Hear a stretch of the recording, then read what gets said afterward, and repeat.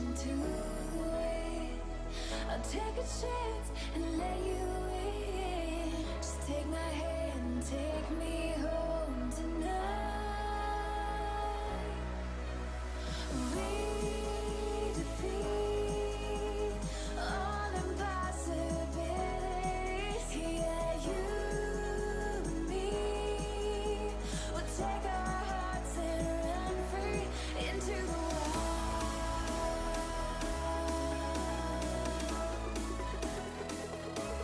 into the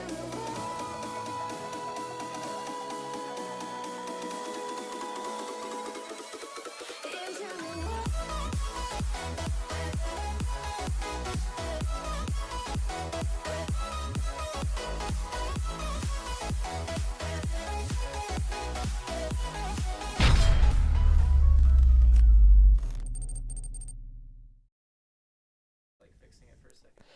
Welcome back, college esports fans. As you can see, time has frozen here in the Building 72 broadcast studio. Please do not clip that image. I would appreciate it if you did not. That being said, we have returned about an hour and 20 minutes earlier than expected. Yes, we can thank Coach Evie for that. She kind of made the efforts to call the other team up, like, hey, we finished early. Can you move up our game? We got a stream to run here. That is the worst impression of Evie done by anyone ever. You tried. That's the important thing. Oh, time has resumed. Okay, we're moving, we're grooving. Cable, what can you tell us about the match we have here? Sure. So right now we're going to see University of Utah versus the University of North Texas. And unlike what we thought earlier, this is actually a best-of-3 series. So 3 maps. Yep. I know that now. And the first map that we're going to actually is Lijiang Tower. Okay. I think Utah's feeling pretty good about Lijiang Tower. They had a good time the last time they went over there. So. Yeah, and actually, here's Utah's roster. So same roster as the first game. Pioneer, Zombie on the tanks. Cool ABC and Greeny picking up that DPS line. And Hollow and Eevee on the supports. Actually, a kind of fun fact, I was able to talk to Pioneer between games. Kind of asked him what was up with the dive composition. Apparently, they just didn't want to play Bastion comp. I can see why. Bastion comps tend to be very... Once you give away your position, once you give away your strategy, it's not going to be as effective the next time. So, and these guys have been doing it longer than anyone. So, that being said, let's get the opposition out on the field representing UNT in the tank line. It's Medics Korea, Aqua, and DPS Executor and Fierce Surge. They're fierce now. Their name is now Fierce. Thank you, Cable. And in support, Captain Carlos and Joe. It's very interesting names. I'm hoping that Mediocre, the tank player, is just a pun and not describing his actual play, because they need to bring their A game against this Utah squad. I see. I read it as like Medicare, like Medicare. Do they just have strong opinions about healthcare? Well, if their name was Medicare, I think they'd be playing support, not tank. But you know what? Maybe. Potential substitutes could be Samston, McDaniels, and River Lucky. And we'll see if they bring out any of the subs after this first match. But I think both teams are going to bring in their A team for the first match. They're going to bring their best squads. And we're probably going to see something similar to the first game. Both those double shield compositions. But well, it's actually possible. Lijiang is one of Farah's better maps. So if there is a Farah specialist, like we did see in the first game, they might actually be leading now. We don't know. I think it really depends on if UNT had time to go back and watch that first game, if they saw that Farah come out, whether or not they're going to bring in their own Farah player. And while Farah is really strong on one point of Lijiang, the Gardens, it's not nearly as strong on Night Market or Control Center. So it's an interesting gamble. Night Market, it exists. Control Towers, you're like... Why? That's more of a Junkrat map than a Farah map, I feel like. And no one's running Junkrat. now it's a no-one map. Nobody wins. Well... I'd like to see some Junkrat play, and I think that Utah might be the team to bring it out if there ever was one. They do have a flair for the kind of off-meta picks. They have enough projectile players sitting around. I'm not going to predict it, but I will not rule it out as a possibility. As a fan of Junkrat, very big fan of Junkrat, I'll keep my fingers crossed just to hope that we'll one day see that hero played here at Utah Esports. So now I understand you're a big fan of Junkrat, and you are a Roadhog main. Are you from Australia by any chance, Cable? I am not from Australia, actually. I am from the East Coast, from New Jersey, actually, which is essentially the Australia of the U.S., I suppose. Really, I thought. Well, I've always considered Australians more like British Texans, but I don't know. I guess I can see that. I meant mostly as the start as like a penal colony. New Jersey definitely gives you the same vibes. You know Never what? seen Jersey Shore. Thank you. Okay, well, for bringing that up. I think that counts as a self-burn, but I'm from New Jersey. We have to do it or someone else will. now that is proactive thinking. If you're proactively thinking on the side of the Texas University that we do have here, you had the chance to see, we broadcasted Utah playing right here, right before this map. Well, what do you think their coach is probably kind of talking to them about? I think the first thing is dealing with that Pharah. Cool ABC's Pharah was dominant on both maps that we saw it on, both on New Bonnie and on the Lijiang Tower maps where it was played. And I think that one of the big things is trying to figure out what you're going to do to counter that. So you have like two options. You can run the Pharah or you can run a hit scan, and it looks like Texas isn't going to be doing either. They're going to be running that Symmetra instead. Okay. Night Market Symmetra. I guess if that would probably be the map to do it. Oh, but the teleporter gets taken out early. Cool ABC gonna have none of that. Coming around the backside, trying to displace the Sigma. Oh, one more rock would have had it. Couldn't get past the corner here, though. North Texas, they have control of the point. They still have to deal with this Bastion. There's a Farah on the flank. Gonna get the capture progress. ABC will contest. Califield doing quite a bit. Oh, whoa! Kill feed just lit up right there as Utah makes North Texas explode. And it's kind of interesting. North Texas had that set play that they were going for at the start. They put that teleporter up into the high ground, but they put it into the opposite team's high ground. Utah, expecting that, just destroyed the teleporter immediately and then was able to set up in the front and create that pincer attack that pinned Texas onto the point. As you can see, Utah has a lot of ults charging up. North Texas, just that Moira ult coming. Yeah, so that's going to be a little tough to see what Joe is able to do. Hey, Aqua does get that accretion kill, really big for them. Now Joe trying to find some beautiful plays here, pushing them out with the Coalescence, removes the Immortality field. Cool ABC wants to save it with this barrage, but cannot. Executor will execute them right there. Eevee brings back the Orisa, but it doesn't look like it's going to be quite enough. They're buying some time, but Greeny on the flank brings the DPS. Too little, too late. Goodbye. Yeah, it's kind of interesting. That wall right at the start really separated Greeny out. And what you often see with Mei walls is that the Bastion will end up on top of them rather than split off from his team. In this case, they got the wall into the perfect position. They angled it so that no one could touch him. He gets wiped immediately off the face of the earth. They can't go for a safe res. North Texas is able to come in off of the back of that.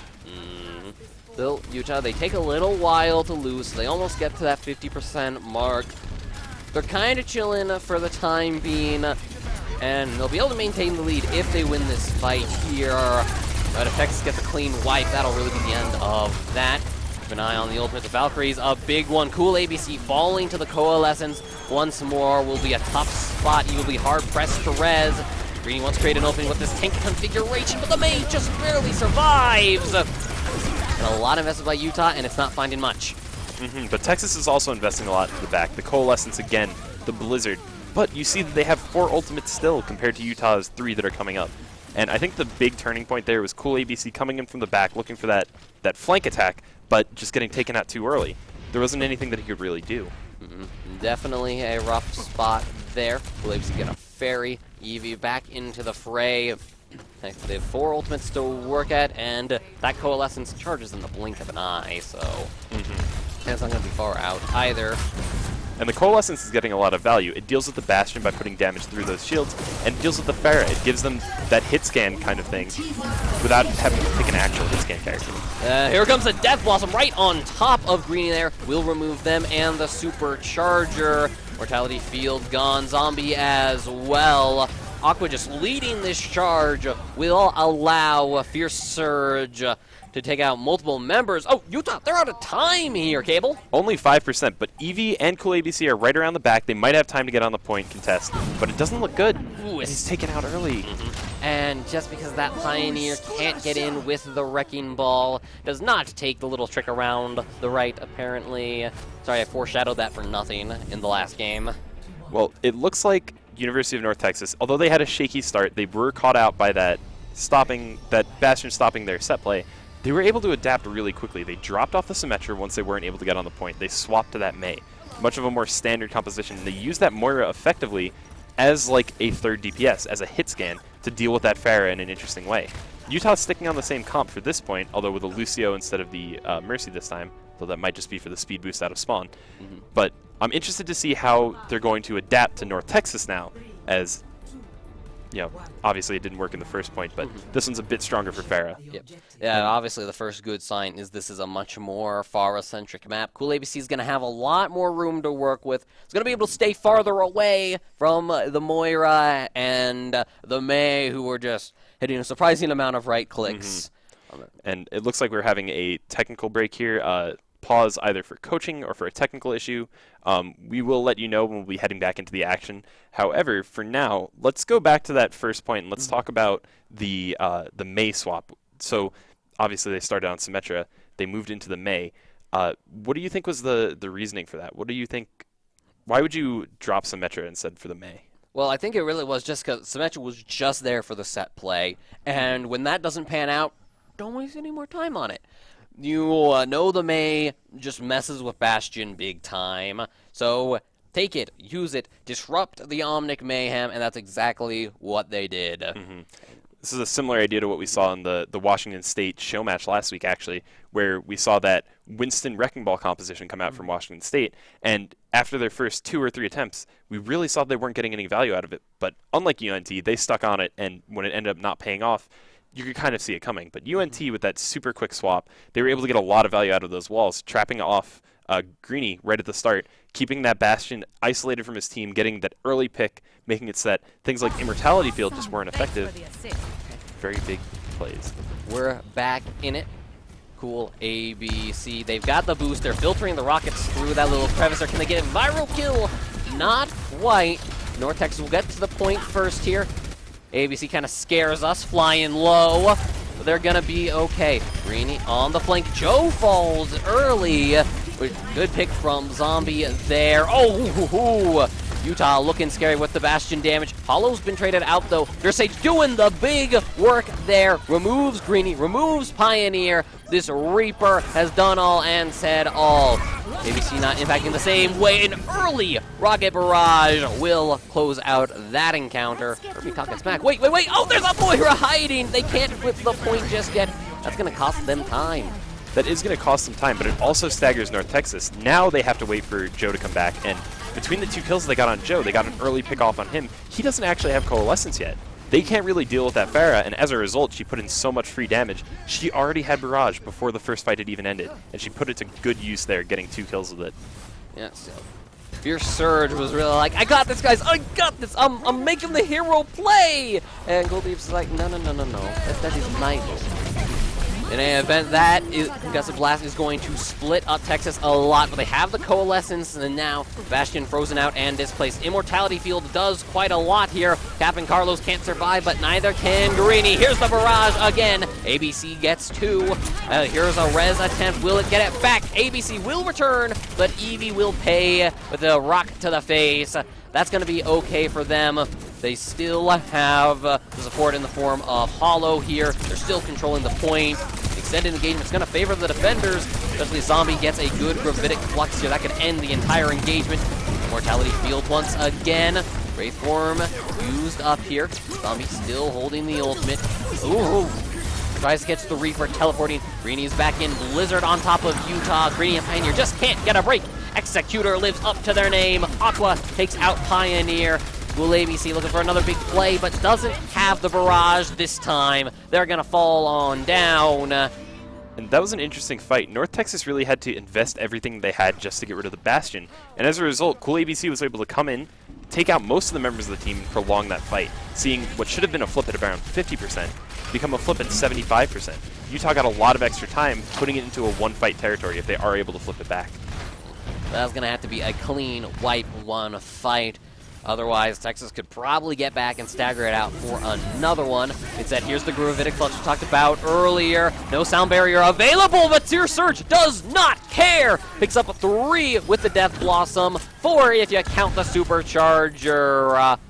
Goodbye, Utah. Utah does have a bit of a small issue here. They don't have a defensive ult for any of these combos. So when you see the Blizzard or when you see the Reaper Death Blossom, they don't have the sound barrier to heal through that. They don't have the Transcendence to keep going through it. They have two very offensively minded ults between the Valkyrie and the Amplification Matrix, which hopefully now that there are no of those DPS ultimates on North Texas, they'll be able to put to good use.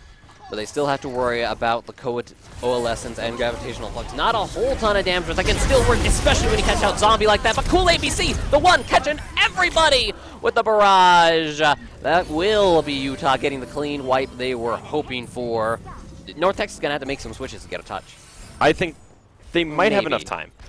I don't know if they're going to make too many big switches. The Moira might be able to just fade onto point if she gets into a good spot. But Utah did spend quite a bit there, but they still have an ultimate advantage over North Texas. They have that Bastion ult already. They have an Orisa ult coming up soon at about the same pace as North Texas. It's going to be interesting to see if they can use the Blizzard effectively to kind of shut down that tank ult. Looks like North Texas, they are going to get here. No big problems. Eevee falling early.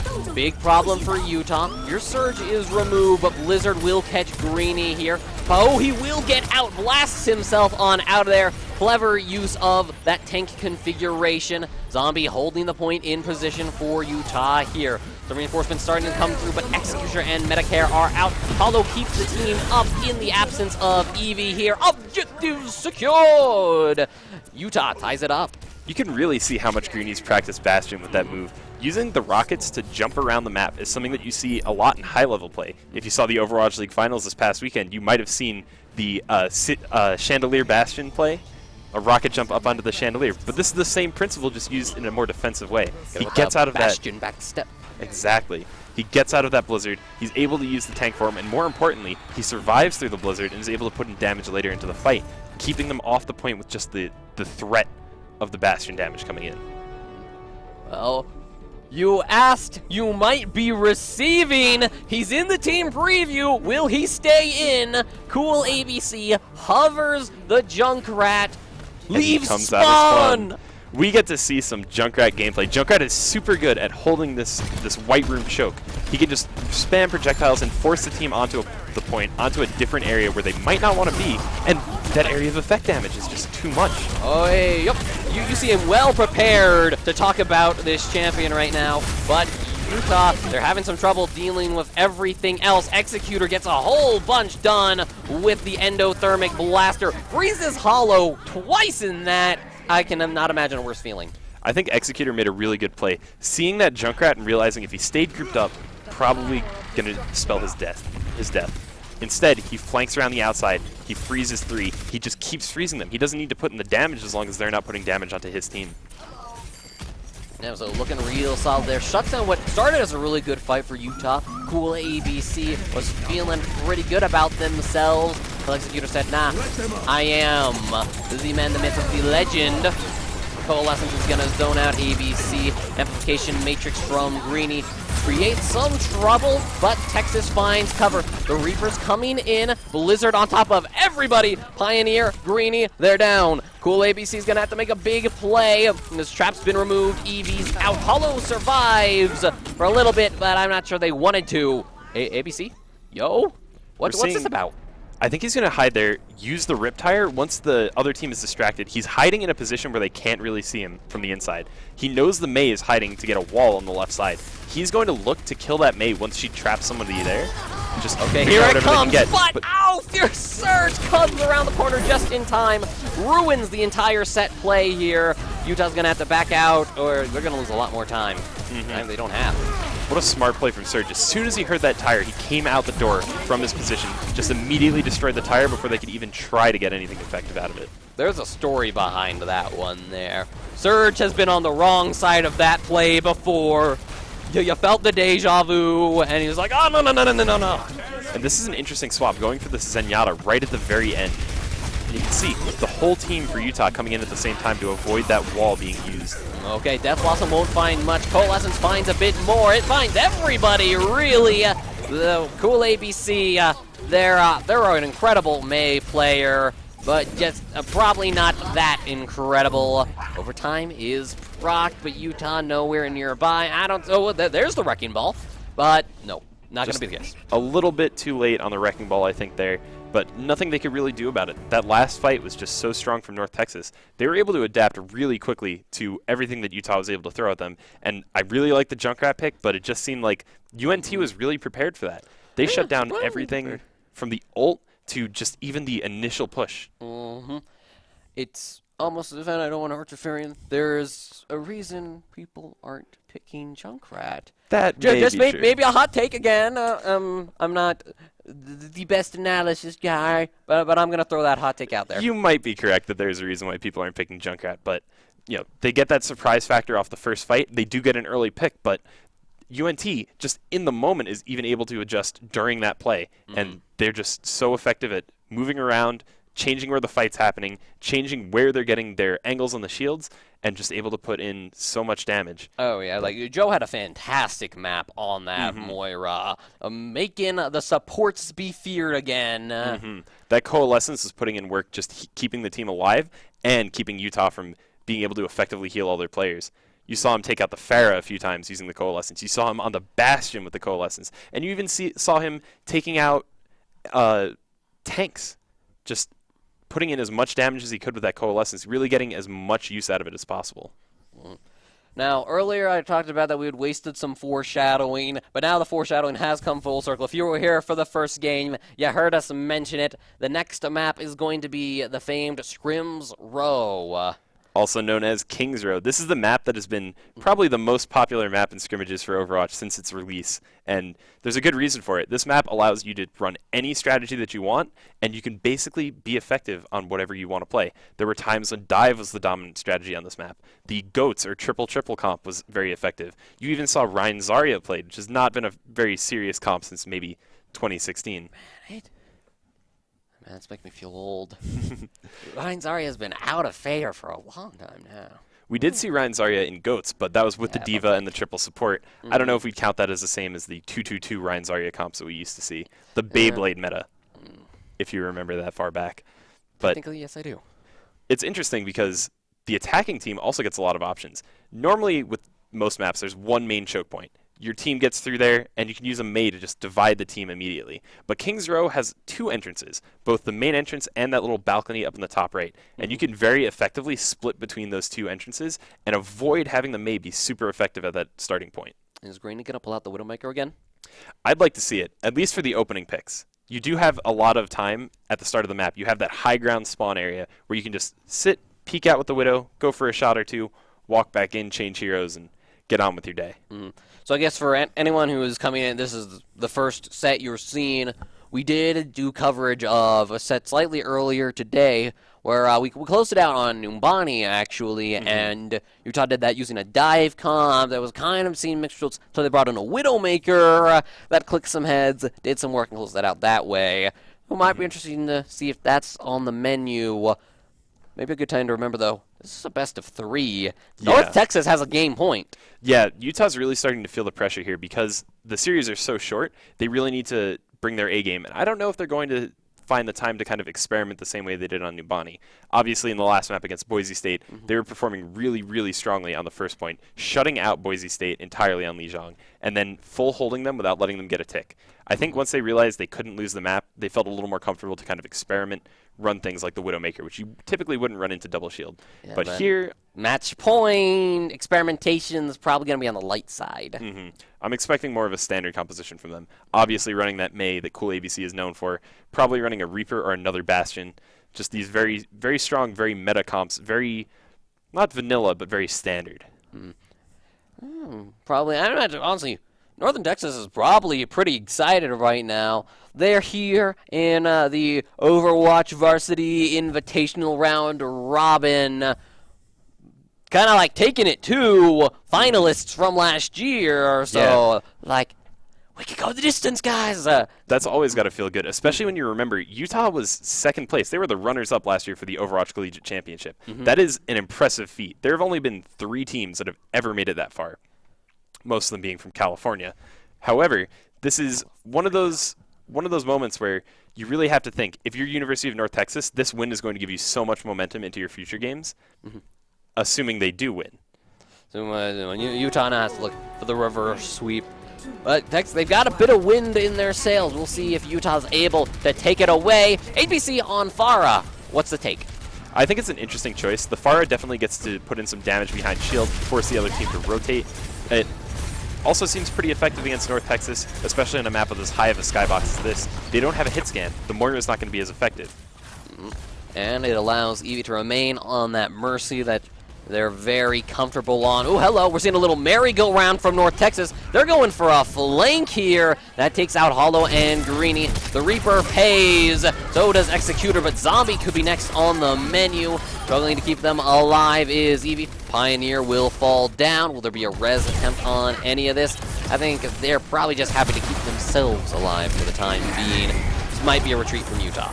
Actually, we do see the res come in on Pioneer, but that was an interesting strategy from UNT. Being able to flank around, be so mobile, really negates the Orisa shield. You have to use that Sigma shield instead. Aqua gets punished out here. North Texas could be in trouble. Joe's going to try to bring it back with the Coalescence. They're finding that into the Immortality field. Maywall makes it weird. Oh, but here's the Reaper on the backside. Wants to get the Bastion out. Can't quite do it. Putting a lot of pressure on UNT. Executor freezes on the point here. And Joe looking for Pioneer here, but the Fortify says no. Joe's out. The Valkyrie providing so much sustain, so much damage. Point A gonna be secured. And that was a really good play from Utah after they realized that UNT was looking for that wraparound. They were looking to get behind the shield, take out the Bastion early. They started placing their shields in a more interesting way. They started using their shields not to cover the same angle and have one shield up permanently, but instead to cover multiple angles. They gave Bastion his own little pocket dimension of safety. And Cool ABC came around as well to try to take out some of those, the Reaper that was on top of the Bastion. And now we see him kind of flanking around way behind the other team. Takes out Eevee early on. Now slow down Utah a little bit, but unless he re-engages before the Mercy comes back, could be trouble. There's the look onto the Bastion again. Immortality field has been baited out here, but here's Cool ABC with the barrage. Gets multiple, gets everybody, except Greeny, who didn't want Cool ABC to get the sextuple kill, apparently. That was one of the fastest team fights I think we've seen all series long. That started and stopped in maybe 2 seconds. Just very good play. The Orisa pull to group everyone up. The combination of the barrage and the tank shot just wiped everyone's health. There was nothing that UNT could have done there. I mean, honestly, I liked how UNT started the fight. Fierce goes into the back line, baits out the Immortality field, comes out, waits it out, comes back in. Oh, okay. Well, I'm in a barrage now. Whoops. They kind of forgot about Cool ABC being behind there. Oh, but Executor gets a decent Blizzard off here. Coalescence going to bring the damage. Greeny's the focus, but actually survives for a long time up here. That's not going to be punished. Fierce Surge, Death Blossoming in the sound barrier. Hard to punish much of anything as Zombie falls to their own splash damage. Pioneers out, and the Pharmacy could be in trouble. Cool ABC gets out, but can't save their support. One thing to note there, Texas spent almost all of their ultimates there. They've used the Mail, the Blizzard, the Death Blossom, the Gravitic Flux, the Sound Barrier, and the Coalescence there. 5 ultimates. All they have left is the Supercharger. University of Utah's in a really good position here with Valkyrie, the Barrage, and most importantly, their own Supercharger to maybe counter UNT's. But kind of the bright side here is for North Texas is they are much better at removing the Supercharger than Utah is. Unless Cool ABC's on a crazy flank or doing right this here will work. Oh, no, quite! The barrier to the face removes Medic there. So now it's all North Texas with the ult disadvantage. They win out the fight with just the Supercharger. Aqua made a really good play there, using that barrier to kind of make Cool ABC damage himself. He did double duty there. He protected his team, and he forced Cool ABC to kind of take more damage than he really should have. That's like the old Symmetra play, so throw the photon barrier in the Pharah's face. And if you've seen some Overwatch League games, Super actually did a similar thing with a Winston barrier in that exact same spot on King's Row. I actually remember that one. I lost my mind. In any event, Supercharger comes out from Utah. They really have to make this fight work now. Joe's making it hard with the Coalescence. Greeny falling makes it real difficult here. Executor gets big freezes without the Blizzard. Gets Blizzard for their trouble. Texas is dominating the street phase. Texas really is, and I think Utah needs to step back and really think. Cool ABC's being effective on the Sphera, but would he be more effective if he was playing a Mei, for instance? Would Greeny be more effective on the Reaper? It is a good question. I am kind of curious. curious about Greeny's Bastion. It's having a lot of trouble staying alive. I know Greeny is one of the best Bastion players I know, but it's having a hard time at the moment. I think UNT's just kind of realized that once they focus down Greeny, the fight becomes significantly easier for them. They lose so much of that damage, and because Utah's pouring almost all of their resources into him, that's a huge loss. Very big loss. Still, that is going to be the amplification matrix put into this fight, but Eevee's already taken out. Greeny's moved away from the amplification matrix here. Cool ABC has moved to the Mei, but not making the same impact as Executor.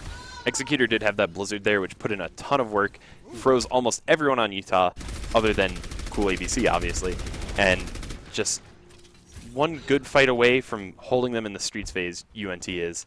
And I think with their ult advantage, they have a really good shot here. Now, Utah, they have made a slight support change up here. Eevee moving to the Batiste.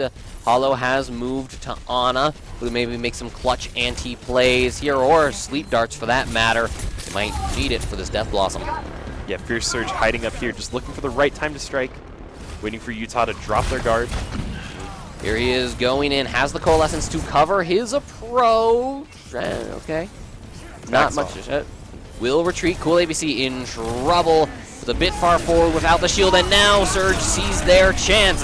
Death Blossom doesn't find a ton. They will die for that one, but the rest of the team has this one covered. Utah, they're out of time. They're out of lives. Aqua with a triple kill on Gravitic Flux of all things. Supercharger Man. It'll do that to ya.